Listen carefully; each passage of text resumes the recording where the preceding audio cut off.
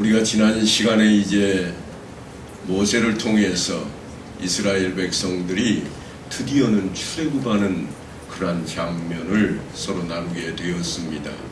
그런데 사실 이 애굽 땅에서 가나안 땅까지 가는 길이라고 해봐야 엄격히 말하자면 사나울 길밖에 되질 않습니다.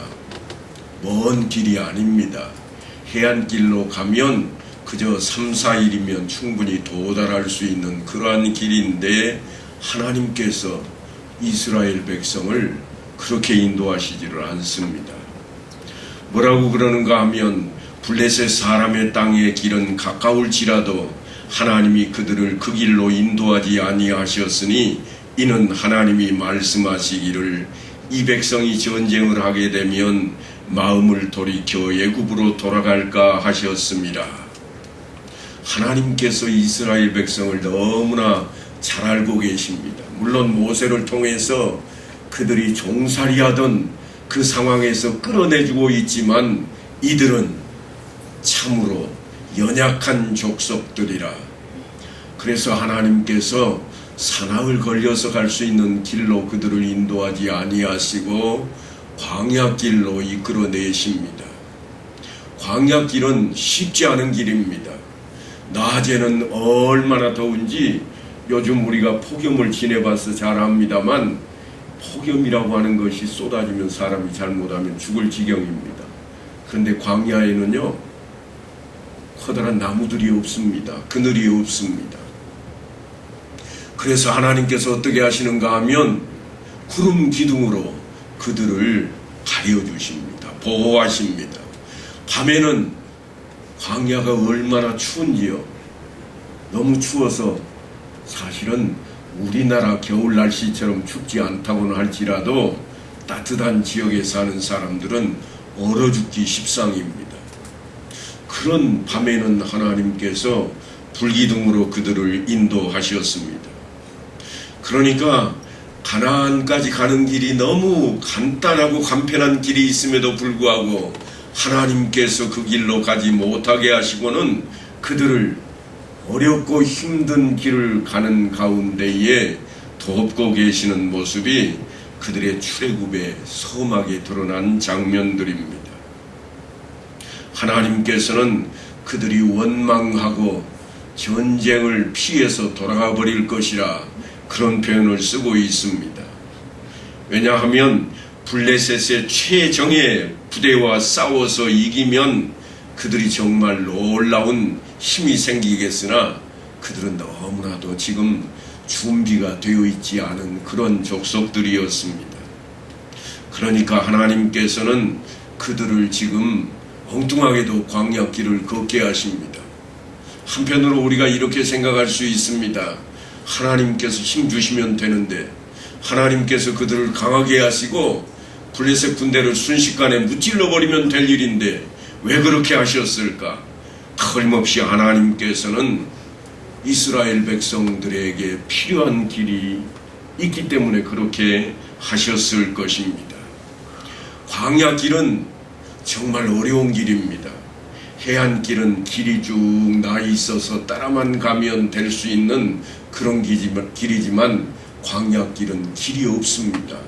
우리가 길이라 그런 표현을 쓰고 있습니다만 사람들이 가니까 길이라 그러는 것이지 광야에는 길이 따로 없습니다. 여러분들이 성경을 읽으면서 지도를 펼쳐놓고 한번 줄을 쭉 그어보시면 아시겠지만 이들이 가는 길이 똑바로 가지를 않습니다. 올라도 갔다가 다시 내려왔다가 구부러졌다가 엉뚱한 방향으로 가서 결국은 빙 돌아서 지금 우리가 알고 있는 가나안 땅, 그 땅까지 들어가는 그런 여정입니다. 그래서 우리는 늘 기도할 때에도 그러잖아요.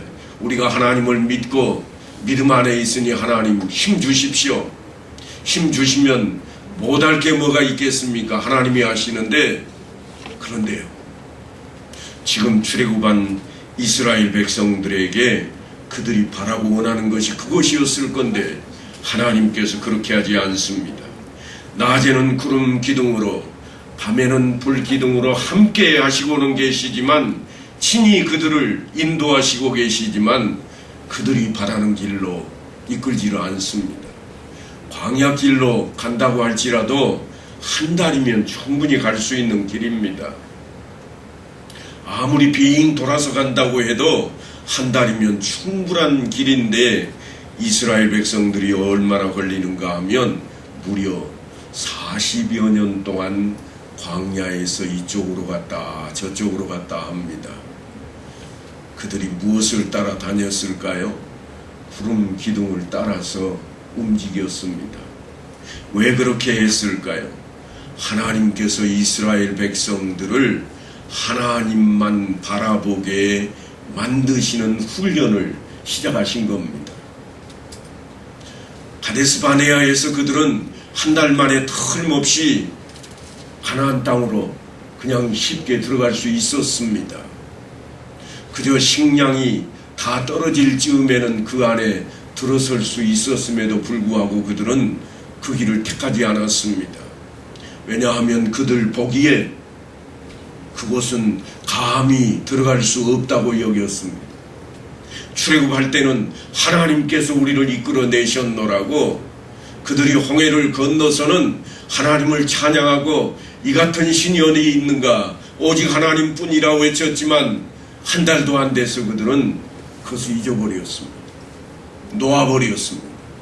그래서 어떻게 했는가? 감히 우리는 저들 보기에 메뚜기만 또 못할 것이라. 그래서 어떻게 하는가 하면 가지 말자 하는 쪽이 이기게 됩니다. 그래서 하나님께서 그들을 광야에서 훈련시키시기로 작정하시고 38년 동안이나 그들을 광야로 빙 돌아다니게 만드십니다. 언제까지인가 하면 오직 하나님을 바라볼 때까지. 물론 그들은 억지로 끌려다닙니다. 왜냐하면 구름이 있는 곳으로 가야 살 수 있으니까요. 그래서 구름 기둥을 따라 다니고는 있습니다만 여전히 그들은 훈련이 되어져야 했고 그들은 다듬어져야만 했습니다. 그들이 숫곳을 떠나서 광야 끝 에담의 장막을 치니 여호와께서 그들 앞에서 가시며 낮에는 구름 기둥으로 그들의 길을 인도하시고 밤에는 불기둥을 그들에게 비추사 낮이나 밤이나 진행하게 하시니 낮에는 구름 기둥 밤에는 불기둥이 백성 앞에서 떠나지 아니하니라. 틀림없이 그들은 하나님의 말씀대로 온전히 따르지를 않고 온당하지 않습니다. 하나님께서 이끌어내시고 그들을 보호하고 계시지만 하나님 말씀대로 그들은 따르지를 않습니다. 그럼에도 불구하고 하나님께서는 그들을 보호하십니다. 구름 기둥과 불기둥을 보내시고 그들을 보호하시고 인도하십니다. 그들과 함께 하십니다. 그 백성의 상태를 누구보다도 잘 아시는 하나님이시지만 그들에게 무작정 힘을 주시거나 그들에게 무작정 평탄한 길을 허락하지 않으십니다. 고생하고 있는 것이 눈에 뻔히 보이지만 하나님의 길을 그들이 걷도록 가고 계십니다. 왜냐하면 그들이 하나님을 쳐다보지 않고 있기 때문입니다. 그래서 오직 하나님만 바라볼 수 있도록 그들을 이끄시고 있습니다. 하지만 하나님의 구름기둥과 불기둥 속에 있는 그들이지만 그들 마음 속에는 늘 자리 잡고 있는 것이 뭔가 하면 편한 길입니다. 쉬운 길입니다. 그래서 성경 이곳저곳을 보면 가도 끝도 없이 그들이 내놓는 것이 뭔가 하면 불평입니다. 불만입니다. 편리하지 않은 것 때문에 그들은 불평하고 불만을 털어내 놓고 있습니다. 순식간에 하나님께서 길을 평탄하게 펼쳐버리면 끝날 것처럼 보이지만 그들 앞에는 결코 그렇게 하시지 않고 있습니다. 그랬던 적이 없는 게 아닙니다. 그랬던 적이 있었습니다. 언제였는가? 저들이 애굽 땅에서 빠져나와서 앞에는 홍해 바다가 그리고 저 뒤편에서는 애굽의 군대가 물밀듯이 쳐들어올 때에 그들이 깜짝 놀랐습니다. 낙담했습니다. 그때 모세가 그들에게 뭐라고 했는가 하면 너희는 가만히 있으라. 하나님께 사시는 일을 바라보라. 그리고 하나님의 명에 따라 지팡이를 들어 홍해 바다를 향하자 홍해 바다가 갈라졌고 그들은 그 평탄한 길을 따라 순식간에 홍해를 건너게 되었습니다. 그리고 뒤따라오던 애굽의 그 막강한 군대는 그 홍해 바다가 다시 합쳐짐으로 인해서 다 수장되어 버리고 말았습니다. 그걸 그들이 다 보았습니다. 어떤 하나님이신지 그들은 다 익히 체험을 했습니다. 하나님께서 하시는 일이면 안 될 일이 없는 것을 그들은 익히 알았습니다. 그러나 홍해 바다를 건너고 난 이후에 그들은 여전히 물이 없어 불평하고 또한 갈 길이 험난해서 그들은 불평했습니다. 그 불평은 그들이 온전하지 못한 그 모습을 고스란히 드러내는 자리로 우리에게 교훈 주기에 충분합니다. 이 땅에서의 삶이 본향을 향해 나아가는 고단한 나그네 길일진데 우리도 늘 그들이 불평했던 것처럼 불평을 입에 달고 삽니다. 그들이 편리한 것을 추구하고 그거를 요구했던 것처럼 우리도 여전히 편리한 것만 찾아서 요구하고 늘 엎드립니다. 우리가 그들보다 더 나을까? 그렇지 못합니다. 나은 것이 있다면 우리는 이미 우리의 생명을 위해 십자가에 못 박히시고 우리의 죄값을 대신 짊어지신 예수 그리스도가 우리를 택하신 그 아래 우리가 있음이 그들과 다른 것일 뿐일 것입니다. 그들과 다르다면 그들은 이것을 지키라 외치는 모세가 있어서 그들을 이끌고 있지만 우리는 사랑으로 온전한 사랑으로 값없이 주시는 은혜 아래 있는 것이 다를 뿐일 것입니다. 그럼에도 불구하고 우리는 여전히 불평과 불만 속에 잠겨 있습니다.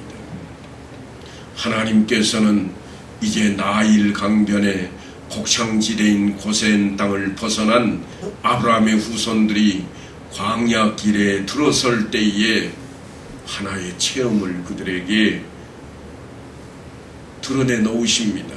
그게 뭐였는가 하면 낮에는 구름 기둥이요 밤에는 불 기둥이었습니다. 이게 어떤 체험인가? 하나님의 임재하심의 체험입니다. 말로만 듣던 하나님이 그들 가운데 함께 하신 것을 그들은 직접 눈으로 보았고 몸으로 체험을 했습니다. 아, 하나님 앞에만 있으면 결코 사막 가운데 있어도 죽지 아니할 것이라. 만나를 허락하심으로 그들이 농사 짓지 않고 준비한 식량이 다 떨어졌어도 굶어 죽지를 않았습니다. 그들은 분명히 하나님 앞에 있으면 결코 부족함이 없다고 하는 사실을 깨닫게 되었을 것입니다. 여호와는 나의 목자시니 내게 부족함이 없으리로다. 그가 나를 푸른 풀밭에 누이시며 쉴만한 물가로 인도하시는도다. 내 영혼을 소생시키시고 자기 이름을 위하여 의의 길로 인도하시는도다. 내가 사망의 음침한 골짜기로 다닐지라도 두려워하지 않을 것은 주께서 나와 함께 하심이라. 주의 지팡이와 막대기가 나를 안위하시나이다. 시편 기자는 이처럼 그 놀라운 사실을 노래하고 있습니다. 참으로 하나님께서는 우리의 목자가 되시고 그가 인도하시는 대로 따라가기만 하면 그저 구름 기둥과 불 기둥으로 그들을 보호하시고 인도해 오셨습니다. 그들은 사망의 골짜기를 걷고 있는 것과 같습니다. 지금 과학 문명이 발달한 이 시대지만 지금도 여전히 사막에서 장비가 없이 우리가 그 길을 걷는다 치면 하루도 못 가서 쓰러질 것이고 죽고 말 것입니다. 그런데 그런 장비 하나도 없는 그 시대, 놀라운 그 시대에 하나님의 임재하심이 그들 앞에 나타났습니다. 마치 목자가 양떼를 인도하는 것처럼 그들을 이끌어 내셨습니다. 요한 사도는 이 시대를 살고 있는 우리를 향해서 그때를 생각나게 만듭니다. 요한 사도가 하는 말씀이 뭔가 하면 우리가 사랑하면 그가 먼저 우리를 사랑하셨습니다. 그럽니다. 우리가 예수를 먼저 사랑해 본 적이 없습니다. 우리가 하나님을 먼저 사랑한 적이 결코 없습니다. 내가 믿기로 작정을 하고 한 것 같지만 내가 먼저 하나님께 달려들고 내가 먼저 천국을 향해 가겠다고 나선 적이 없습니다. 주님께서 그런 우리를 살리시고자 먼저 십자가에 달리셨고 수천 년 후에 있을 우리를 천국으로 불러들이기 위해 우리의 대속제물이 되신 것입니다. 그러한 모습을 지금 우리는 이제 이스라엘 백성들이 출애굽하는 과정을 통해서 그들의 증언을 통해 우리가 함께 간접적인 체험을 하고 있습니다. 유월절 전에 예수께서 자기가 세상을 떠나 아버지께로 돌아가실 때가 이른 줄 아시고 세상에 있는 자기 사람들을 사랑하시되 끝까지 사랑하시니라. 예수님께서 이 땅에 오셔서 이제 십자가를 짊어지시기 전에 주님께서 어떻게 하셨는가? 주님을 배반했던 그들, 하나님을 떠나버렸던 인생들을 사랑하시되 끝까지 사랑하셨다고 표현해놓고 있습니다. 찬송가에도 90장에 보면 주 예수 내가 알기 전이라는 제목의 찬송이 있습니다. 내가 알기 전에 그가 나를 이미 취하셨고 나를 택하셨고 나를 위해 그가 십자가에 못 박히게 된 그러한 사실들을 담은 그러한 찬송입니다. 그래서 우리의 모든 삶을 이기에서 벗어나게 하시고 구원을 얻게 하신 그 놀라운 과정이 출애굽 여정에 고스란히 드러나는 겁니다. 모세를 통해 말씀을 따라 출애굽했는데도 이스라엘 백성들은 홍해의 위기 앞에, 마실 물이 없던 위기 앞에, 양식이 없던 위기 앞에 가로막는 적군의 위기 앞에 날마다 겪어야 했던 그 위기 때마다 하나님께 늘 반기를 들고 불평하고 불만을 드러내 놓았습니다. 불편하다고 불평을 드러냈던 것입니다. 홍해를 건너는 경험은 그들에게 아주 놀라운 대표적인 체험이었을 것입니다. 너희는 두려워 말고 가만히 있어서 여호와께서 오늘날 너희를 위하여 행하시는 구원을 보라.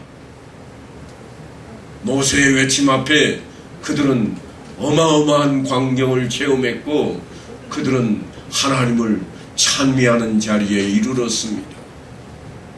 마치 우리가 처음 예수를 믿고 눈물 콧물 흘리면서 감격하고 내가 주를 믿고 하나님의 백성이 되었다고 그렇게 외쳤던 우리의 모습처럼 그들도 그러했을 것입니다.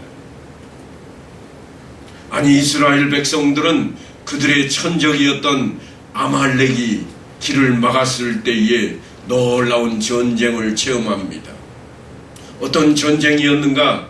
하나님께서 모세를 통해서 이 전쟁이 하나님 손에 있음을 드러내게 하는 그러한 체험이었습니다. 모세가 산 위에 올라서서 손을 들면 아말렉과의 싸움에서 이기고 또한 손이 내려가면 아말렉이 이기게 하는 그런 전쟁이었습니다. 그때에 이제 아론과 훌이 모세를 바위에 앉게 하고 양손을 들어 올려서 그 전쟁이 승리하는 놀라운 체험을 이스라엘 백성들이 했습니다. 어떤 전쟁도 어떤 싸움도 하나님이 함께 하시면 그들은 결코 쓰러지지 않을 것을 체험했습니다. 실패하지 않을 것을 체험했습니다. 만나와 메추라기의 경험은 그들에게 하나님의 놀라운 경계관이 어떤 것인지를 드러내게 했습니다. 만나가 들판에 널려 있을 때에 그들에게 다 거두게 합니다. 얼만큼 거두게 하는가? 먹을 만큼만 거두게 합니다. 많이 거둔 자는 나중에 썩어버릴 것이요, 그러니 거둘 만큼만 거두라. 그래서 그들이 필요한 양만큼만 거두었습니다. 안식일 전날은 2배로 거두었습니다. 다른 날은 남아돌면 썩던 것이 안식일에는 썩지를 않았습니다. 우리도 여전히 주님께서 가르쳐 주신 기도를 통해서 그렇게 고백을 합니다. 일용할 양식을 주옵시고. 틀림없이 우리 입에서는 일용할 양식을 달라고 외치고 있습니다만 몇 분도 안 지나서 기도하면 뭐라고 그럽니까? 많은 것을 주세요. 집을 주시려거든 서울에 있는 그 강남에 있는 몇십억 아니 몇백억짜리 빌딩을 주시고, 그렇게 우리가 외치잖아요. 틀림없이 잠깐 전에는 일용할 양식을 달라고 외쳤음에도 우리가 그런 모습을 가슴속에 담고 삽니다. 주님께서는 왜 우리에게 일용할 양식을 구하라고 그러셨을까요? 일용할 양식은 놀라운 의미를 담고 있습니다. 우리에게 가진 것이 과잉되면, 넘치면 무슨 일이 벌어지는가 하면 다른 사람에게 주게 됩니다. 물론 요즘 사람들은 거저주지 않습니다. 구워줍니다. 구워주면 어떻게 됩니까? 내가 주인 행세를 하기 시작합니다. 넉넉한 것 때문에 무엇이 생기는가 하면 사람과 사람 사이에 계급이 생겨버립니다. 아니 그럴 것 같지만 도와주는 것도 마찬가지입니다. 도와주었으면 끝이 나야 되는데 그게 끝으로 끝나지 않습니다. 교회가 온전해지지 못한 것이 어디로부터 오는가 하면 바로 그 자리입니다. 하나님 앞에 예물을 드렸으면 하나님의 것이라 끝이 나야 될 것인데 늘 생각합니다. 그래도 내가 우리 교회 이만큼은 해놨어. 내가 헌신하고 봉사했던 것이 내 자리값을 딱 매겨놓는 것이 되어서 계급이 되기 쉽습니다. 그래서 주님께서 하신 말씀이 뭔가 하면 남을 나보다 나았게 여기라 하는 것에 일용할 양식이 넘쳐나면 어긋나게 됩니다. 꼭 기억하셔야 됩니다. 주님께서는 왜 하필이면 넉넉하게 충분하게 주셔서 우리로 그 넉넉함을 통해서 일하게 하지 아니하시고, 지금 애국 땅을 떠나서 이스라엘을 향하고 있는 이 이스라엘 백성들에게 하나님께서는 강한 군대, 천군 천사를 보내서 싸우게 하지 않고 저들로 그들을 피해서 도망다니게 만드시고 훈련을 시키고 계실까? 우리의 넉넉함은 때로는 우리에게 그것이 무슨 자격이 되고 어떤 힘이 되어서 다른 사람을 무시할 자리에 가기 쉽게 되는 것입니다. 하나님은 지금 그 훈련을 하고 있습니다.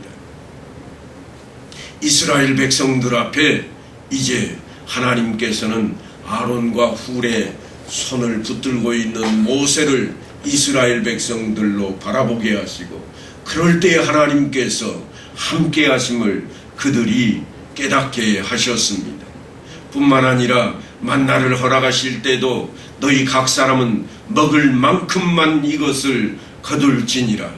이스라엘 자손이 그같이 하였더니 그 거둔 것이 많기도 하고 적기도 하나 오멜로 되어 본즉 많이 거둔 자도 남음이 없고 적게 거둔 자도 부족함이 없이 각 사람은 먹을 만큼만 거두었더라. 이 놀라운 역사 앞에 우리에게 교훈이 되는 그 현장이 보존되고 있습니다. 하나님의 말씀을 따라 말씀대로 살아가는 삶이 무엇인지를 우리로 하여금 깨닫게 하고 있는 모습입니다. 그러니까 이스라엘 백성들이 40년 동안이나 광야 생활을 한 것은 결코 헛된 일이 아니었습니다. 그들 오직 하나님을 바라보게 만드시는 자리였습니다.